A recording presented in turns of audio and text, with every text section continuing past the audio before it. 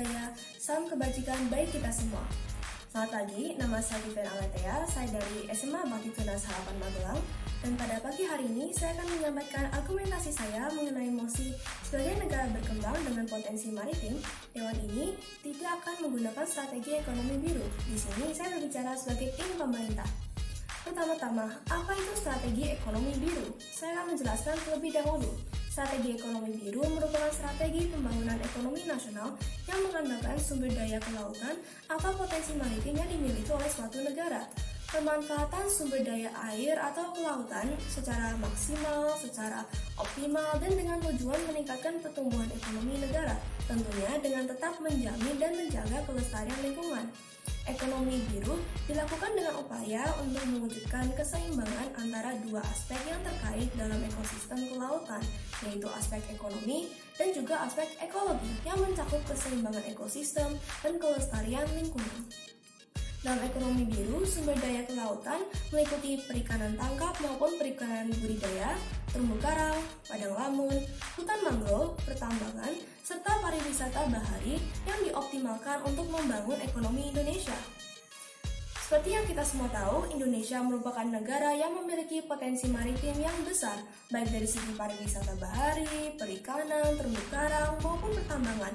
Namun terdapat berbagai macam tantangan ataupun masalah dalam penggunaan strategi ekonomi biru, sehingga dapat dipastikan tantangan ataupun masalah-masalah tersebut tentunya tidak akan membantu Indonesia untuk berkembang ataupun maju. Oleh karena itu, saya menyatakan saya setuju bahwa sebagai negara berkembang dengan potensi maritim, Dewan ini tidak seharusnya menggunakan strategi ekonomi biru dikarenakan beberapa alasan. Hari ini saya akan membahas 4 poin. Pertama, walaupun ekonomi biru memiliki konsep yang bagus dan terdengar seperti solusi yang sangat tepat untuk digunakan oleh suatu negara maritim, realitanya tidak sebanding atau tidak sama dengan konsep ekonomi biru yang kita tahu.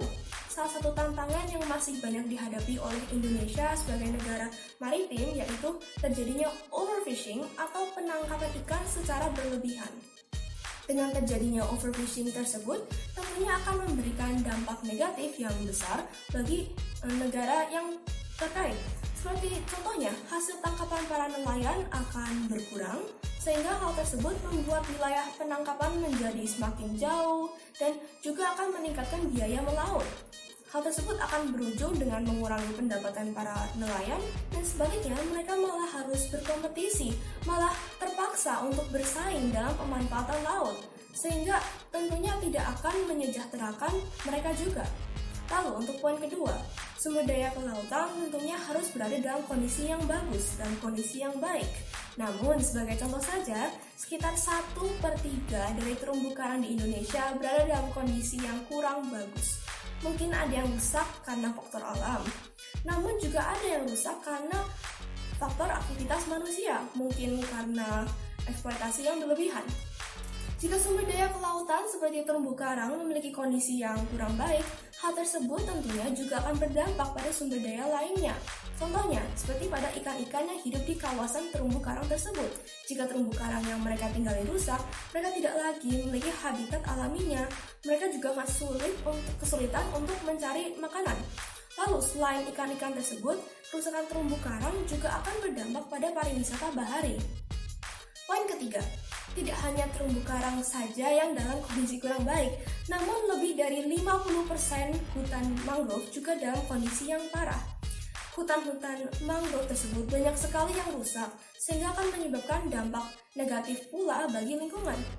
Kerusakan hutan mangrove dapat mengakibatkan gelombang pasang surut laut lebih banyak mengikis pantai, dan tentunya akan menyebabkan abrasi, sehingga garis pantai akan cepat sekali terkikis dan perlahan-lahan akan semakin menyempit, akan semakin mengecil karena terjadinya abrasi tersebut. Poin keempat, untuk menjalankan strategi ekonomi biru dengan benar dan untuk mencapai tujuan akhir tentunya dibutuhkan personel yang tanggap, personel yang sigap, dan juga pastinya terlatih dalam menjalankan strategi ekonomi biru tersebut. Namun sayangnya dalam kenyataan banyak sekali orang-orang atau personel yang masih belum paham betul mengenai keseimbangan ekosistem. Masih banyak yang belum mengerti tentang pentingnya kelestarian lingkungan. mereka belum benar-benar paham bahwa dalam strategi ekonomi biru, hal yang paling diutamakan yaitu tetap kelestarian lingkungan dan keseimbangan ekosistem juga. Sehingga mereka terkadang malah menyebabkan kerusakan yang lebih parah terhadap ekosistem laut. Oleh karena itu, saya sekali lagi menegaskan bahwa saya setuju bahwa sebagai negara berkembang dengan potensi maritim, Dewan ini tidak seharusnya menggunakan strategi ekonomi biru. Sekian argumentasi dari saya, dan terima kasih. Assalamualaikum warahmatullahi wabarakatuh. Shalom, salam sejahtera, Om Swastiastu, Namo Buddhaya, dan salam kebajikan bagi kita semua. Pada hari ini saya Evan Javina Asikin dari SMA Bakti Tunas Harapan akan menjelaskan mengenai argumen saya mengenai MOSI sebagai negara berkembang dengan potensi maritim. Dewan ini tidak akan menggunakan strategi ekonomi biru. Pertama-tama, apa itu strategi ekonomi biru? Ekonomi biru adalah strategi pembangunan ekonomi nasional yang mengandalkan sumber daya kelautan atau potensi maritim yang dimiliki suatu negara. Lalu mengapa memilih ekonomi biru? Karena strategi ekonomi biru ini merupakan suatu tindakan demi menciptakan lapangan kerja yang menarik investasi bisnis dengan menggunakan sumber daya laut. Bagaimana kondisi kelautan di Indonesia saat ini? Indonesia saat ini memiliki kekayaan laut yang sangat besar, dan bahkan menurut Presiden Jokowi saja, Indonesia merupakan negara terkaya dalam biodiversitas laut, sehingga kekayaan laut di Indonesia tidak lagi perlu diragukan untuk dibanggakan. Dengan Indonesia menjadi bagian terbesar bagi habitat 76% terumbu karang dari semua spesies di dunia. Di Indonesia juga memiliki bentang alam yang besar dan luas, mulai dari hutan bakau hingga tambak udang buatan yang membuat kualitas laut di Indonesia menjadi lebih tinggi. Sehingga menurut saya strategi ekonomi biru ini tidak perlu diterapkan di Indonesia. Maka dari itu saya setuju dengan MOSI sebagai negara berkembang dengan potensi maritim. Dewan ini tidak akan menggunakan strategi ekonomi biru. Dan saya sebagai tim afirmasi akan menjelaskan argumen saya. Yang pertama, menurut saya laut di Indonesia sangat patut untuk dibanggakan dengan banyaknya sumber daya alam yang melimpah, kondisi iklim yang sangat membantu kualitas laut di Indonesia, dan juga pengelolaan sumber daya laut di Indonesia yang sudah cukup baik. Namun, banyak sekali gangguan-gangguan yang juga mempengaruhi kualitas kelimpahan ikan di Indonesia. Dengan adanya penangkapan ikan secara ilegal yang tidak dilaporkan, terancamnya terumbu karang oleh orang-orang yang tidak bertanggung jawab, semua itu akan berdampak sangat besar bagi kualitas sumber daya laut di Indonesia dengan berkurangnya sumber daya laut jika diteruskan. Sehingga bila kita menerapkan strategi ekonomi biru yang menurut analisis saya merupakan strategi yang berkelanjutan, sumber daya laut yang sudah menipis akan menjadi lebih tipis lagi bila lebih menggunakan sumber daya laut untuk pembangunan ekonomi nasional, dan kita terlebih dahulu perlu untuk menjaga kelautan Indonesia terlebih dahulu sebelum menerapkan strategi ekonomi biru tersebut. Sehingga menurut saya dengan adanya strategi ekonomi biru ini, kita akan hanya menambah gangguan dalam ekosistem laut dengan mengambil banyak sumber daya laut demi perekonomian nasional. Dan menurut saya dengan strategi ekonomi biru ini banyak yang berorientasi hanya untuk pembangunan materi saja dan tidak mengukur dan mempertimbangkan kondisi ekologi dan daya dukung lingkungan pesisir dan laut, sehingga hal ini dapat menimbulkan konflik di tengah masyarakat. Padahal kelautan Indonesia adalah kelautan yang kaya dalam biodiversitas, sehingga kita sangat perlu untuk melestarikan sumber daya laut kita. Dan menurut saya, kita tidak membutuhkan strategi ekonomi biru karena kita sudah memiliki potensi maritim yang sangat depan dan sangat besar yang masih dapat dikembangkan. Sehingga menurut saya ekonomi biru ini kurang membantu karena hanya berlandaskan meningkatkan pembangunan materi saja dan bukan merujuk juga pada pelestarian laut di Indonesia. Sehingga saya sekali lagi setuju dengan MOSI sebagai negara berkembang dengan potensi maritim. Dewan ini tidak akan menggunakan strategi ekonomi biru karena dengan analisis saya, kita masih sangat bisa untuk meningkatkan kualitas laut kita dengan melihat potensi melalui kondisi laut dan kelimpahan sumber daya yang sudah Indonesia miliki.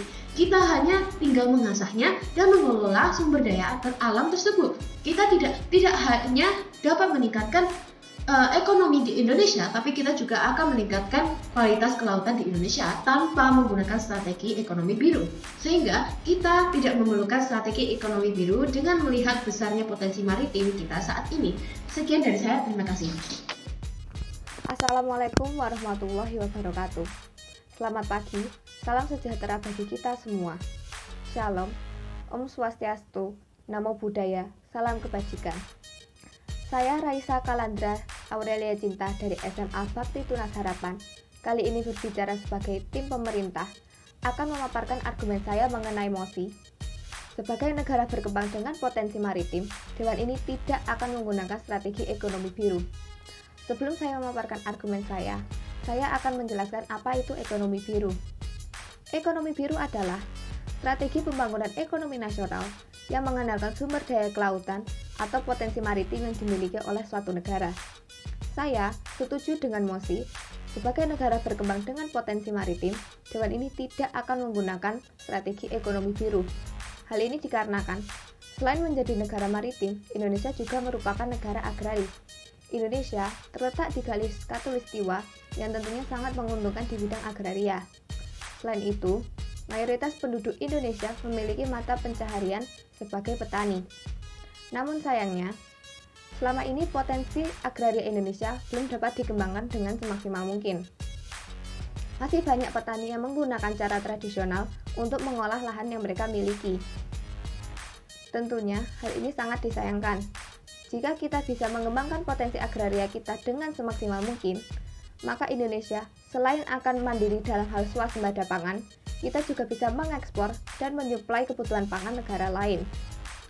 Untuk mencapai hal ini, tentunya pemerintah harus memfasilitasi dan memberikan edukasi bagi para petani dan para praktisi pertanian untuk mengembangkan inovasi di bidang agraria dengan semaksimal mungkin. Jadi, sekali lagi saya tekankan bahwa saya setuju dengan MOSI. Sebagai negara berkembang dengan potensi maritim, Dewan ini tidak akan menggunakan strategi ekonomi biru. Karena Indonesia memiliki potensi di bidang lain yang sangat luar biasa, yang apabila bisa dikelola dengan baik, Indonesia akan menjadi negara agraris yang maju, yang bisa membuat negara lain bergantung pada Indonesia di bidang agraria.